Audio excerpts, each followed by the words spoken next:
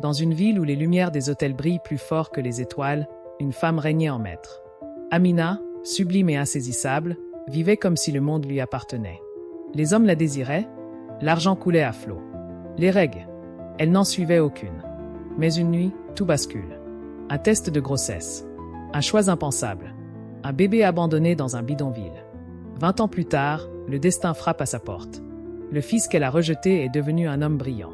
Un homme qui la sauvera ou la condamnera. Peut-on fuir son passé? Peut-on pardonner l'impardonnable? Jusqu'où faut-il tomber pour espérer une seconde chance? Entrez dans l'histoire d'Amina et Jamal. Une histoire de chute, de rédemption et de pardon. La nuit enveloppe la ville dans un voile scintillant. Dans les rues animées, les klaxons des voitures de luxe se mêlent aux rires insouciants des passants.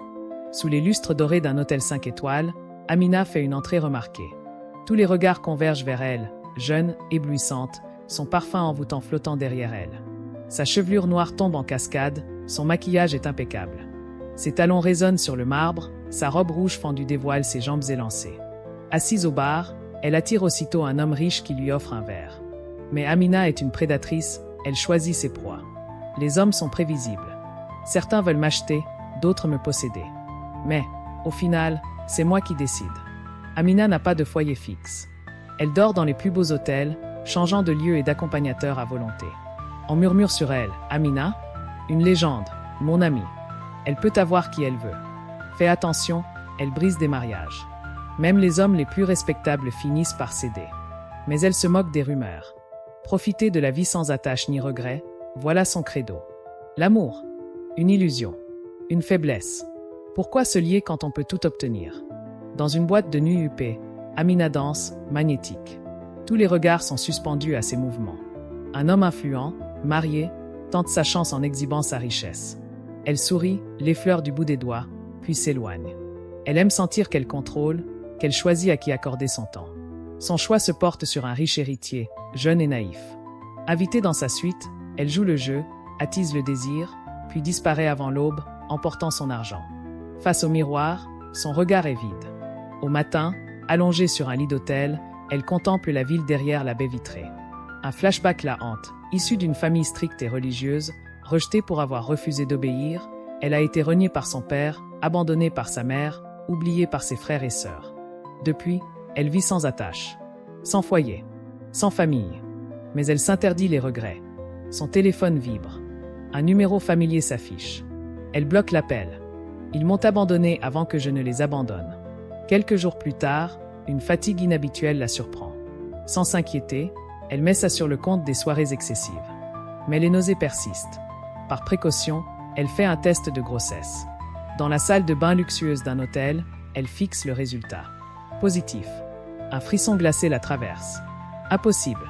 Moi, enceinte? Un bébé? Je ne veux pas de ça. Le test glisse de ses mains et tombe dans l'évier. Cliffhanger, Amina doit prendre une décision qui bouleversera sa vie à jamais. Depuis qu'elle a appris sa grossesse, Amina vit dans le déni. Elle refuse d'être mère. Ce rôle n'est pas pour elle.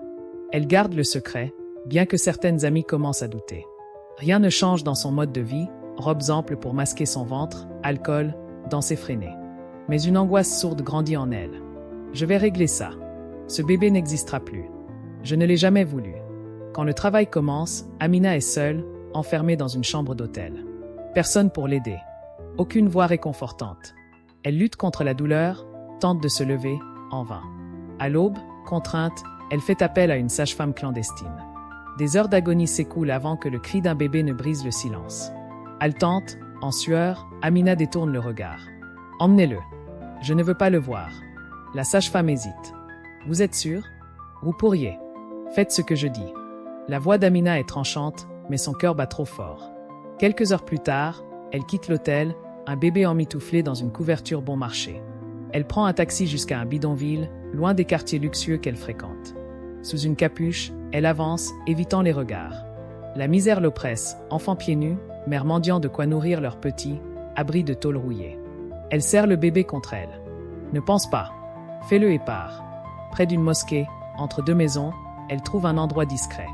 Elle dépose l'enfant au sol, les larmes aux yeux. Le bébé gémit. Amina recule.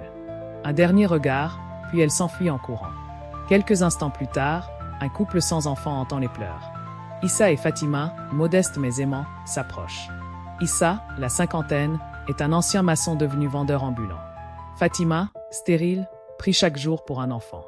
Elle s'accroupit, soulève le bébé, bouleversée. Issa, regarde ce petit ange. Il a été abandonné? Issa hésite. C'est risqué, Fatima. Que diront les autres? On ne sait rien de lui. Mais Fatima a déjà décidé. Dieu nous l'a envoyé. Il est à nous maintenant. Elle serre le bébé contre son cœur, les larmes aux yeux. Issa observe sa femme, puis l'enfant. Il cède. D'accord. Mais on l'élèvera comme le nôtre. Jamal grandit dans le bidonville, entouré d'amour malgré la pauvreté. Son foyer déborde d'affection, même si l'argent manque. Très tôt, il sent les regards. On murmure, ce n'est pas leur vrai fils. On ignore d'où il vient. C'est sûrement l'enfant d'une prostituée. À l'école, les moqueries fusent, et, l'orphelin, tu veux savoir qui est ta mère? Une fille facile qui t'a jeté comme un déchet. Jamal serre les poings mais se tait. Il se fait une promesse, prouver sa valeur. À 10 ans, en fouillant une décharge, il découvre un livre de médecine et un rêve commence à naître en lui. Les années ont passé, et Amina n'a plus 20 ans. Elle n'est plus cette beauté irrésistible qui faisait tomber les hommes à ses pieds. Ses traits trahissent le temps et l'usure d'une vie de plaisirs éphémères. Elle sent les regards changer, moins d'admiration, plus d'indifférence. Lors d'une soirée mondaine, elle tente de séduire un homme riche. Il lui adresse un sourire poli, puis s'éloigne vers une fille plus jeune, plus fraîche. Désolée, Amina. Tu sais comment ça marche. Elle rit pour masquer son malaise, mais son cœur se serre. Qu'est-ce qui m'arrive? Amina a toujours vécu dans l'abondance sans penser au lendemain. Pas d'économie. Juste des vêtements, hôtels, bijoux et fêtes. Ses protecteurs s'éloignent un à un.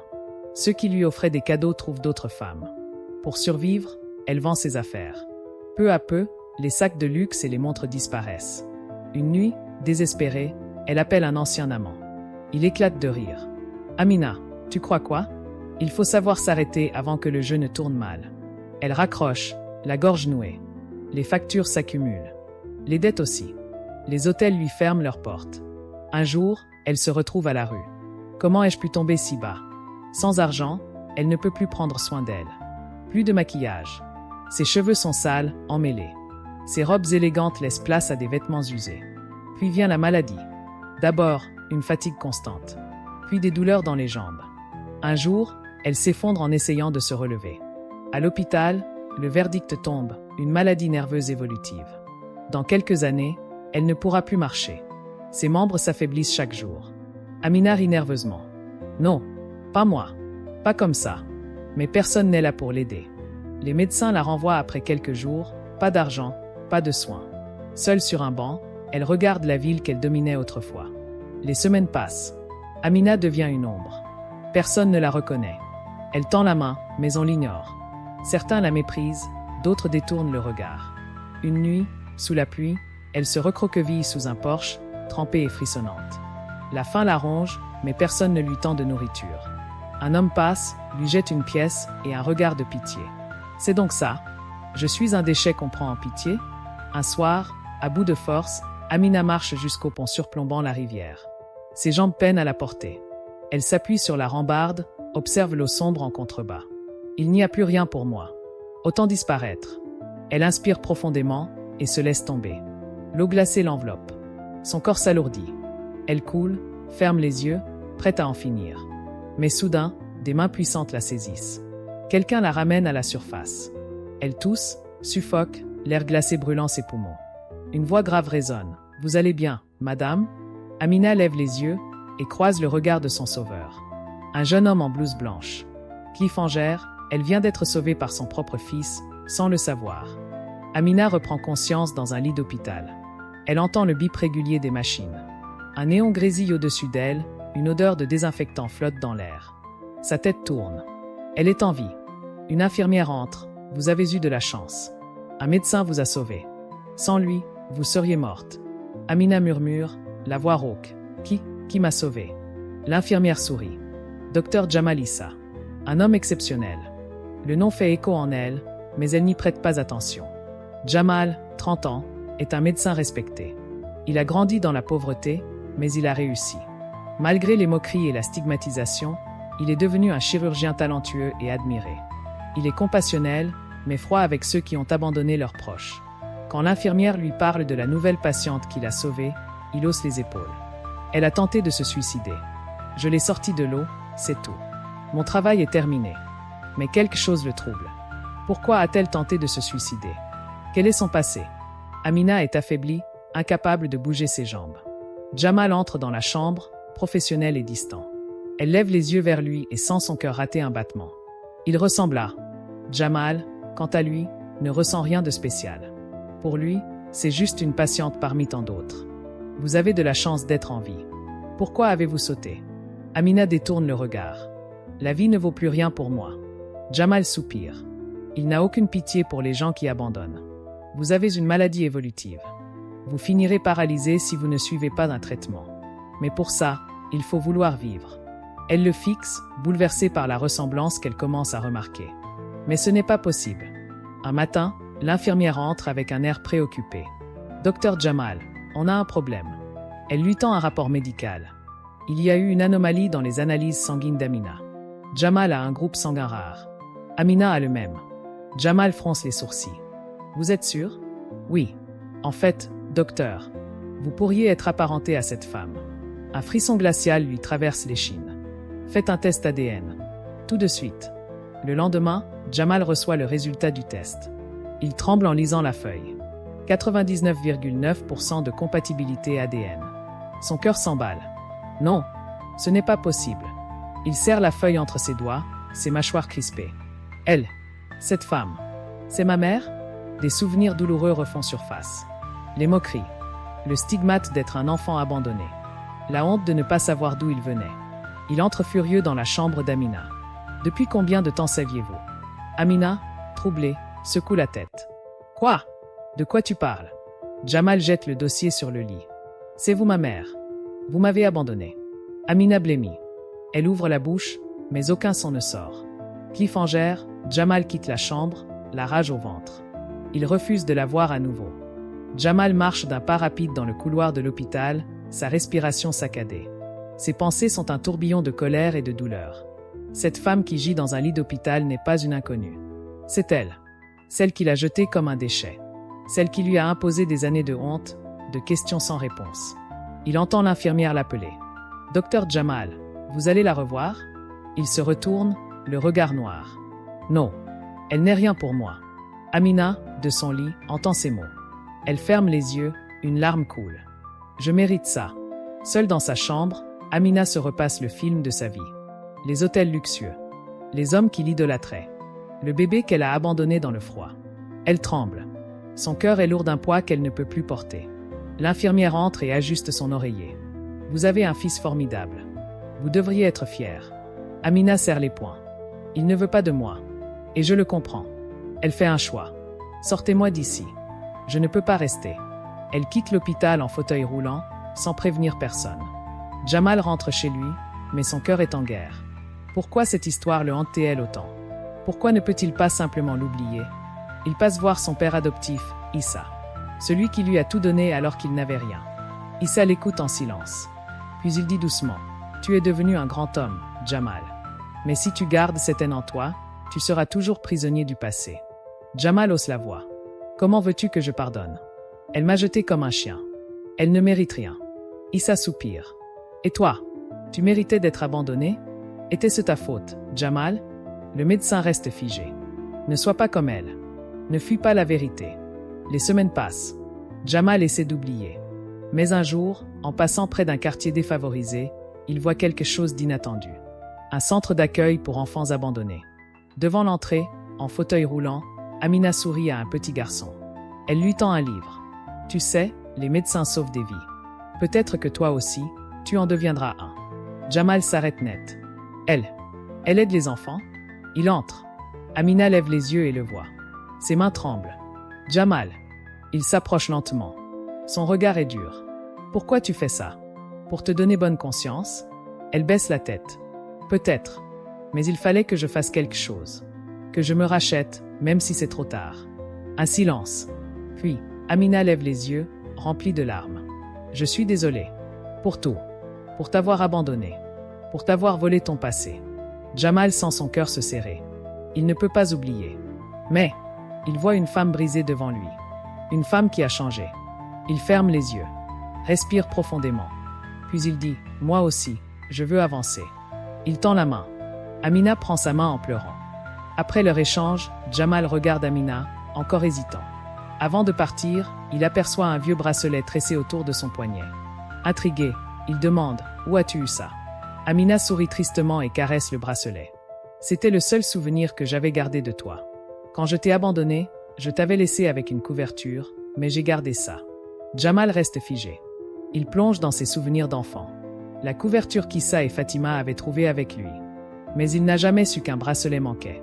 Un silence lourd s'installe. Puis, doucement, Jamal retire son propre bracelet en cuir, celui que son père adoptif lui avait offert en grandissant. Il le tend à Amina. Maintenant, nous avons tous les deux un souvenir. Amina prend le bracelet avec des larmes aux yeux. Jamal esquisse un faible sourire et part. Dans son fauteuil, Amina serre le bracelet contre son cœur. Elle sait qu'il ne reviendra peut-être pas souvent. Mais il est venu. Et c'est déjà un miracle. Alors que Jamal s'apprête à partir, Amina l'appelle doucement. « Jamal, est-ce que je te reverrai ?» Il s'arrête, sans se retourner tout de suite. Le silence s'étire, lourd, pesant. Puis, après un long moment, il répond « Je ne sais pas encore ». Amina baisse la tête. Elle comprend. Elle ne mérite pas son pardon immédiat. Mais alors qu'il franchit la porte, il s'arrête à nouveau. Sans la regarder, il ajoute « Mais peut-être ».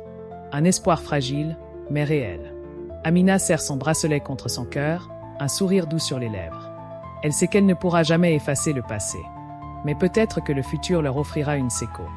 L'histoire d'Amina et Jamal nous rappelle une vérité essentielle. Nos choix façonnent notre destin, mais il n'est jamais trop tard pour changer. Les plaisirs éphémères ne remplacent jamais un vrai but de vie.